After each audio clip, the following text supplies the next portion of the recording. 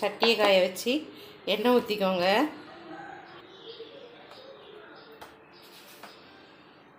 கடுகு கொஞ்சம், உருட்டு உளுந்து கொஞ்சோண்டு போட்டுக்கோங்க.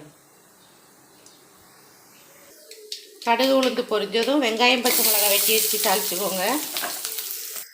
வெங்காயம் பச்சை மிளகாய் கருவேப்பிலை போட்டு நல்லா வதக்கியாச்சு. வதங்கினதும் கொஞ்சோண்டு உப்பு சேர்த்துக்கோங்க.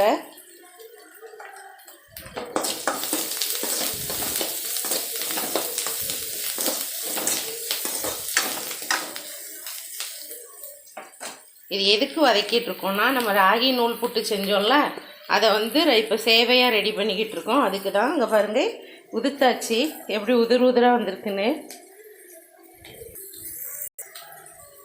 இப்போ வதங்கின இது கூட நம்ம அந்த ராகி நூல் போட்டு உதுத்ததை போட்டாச்சு. போட்டு நம்ம நல்லா கிளற வேண்டிதான்.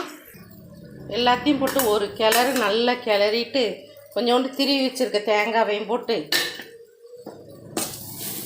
நல்ல ஒரு கிண்டி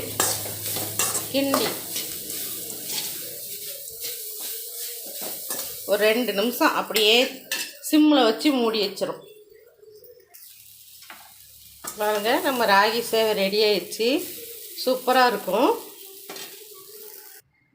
டட்டடாங், நம்ம ராகி சேவை ரெடி. ஹெல்த்தியானது உடம்புக்கு. நம்ம வீட்டிலே தயார் பண்ணி கடையில் வாங்குறதோட வீட்டிலே இப்படி செஞ்சு சாப்பிடுங்க. வீடியோ பிடிச்சிருந்தால் லைக் பண்ணுங்கள், ஷேர் பண்ணுங்கள், மறக்காமல் சப்ஸ்கிரைப் பண்ணுங்கள். தேங்க்யூ.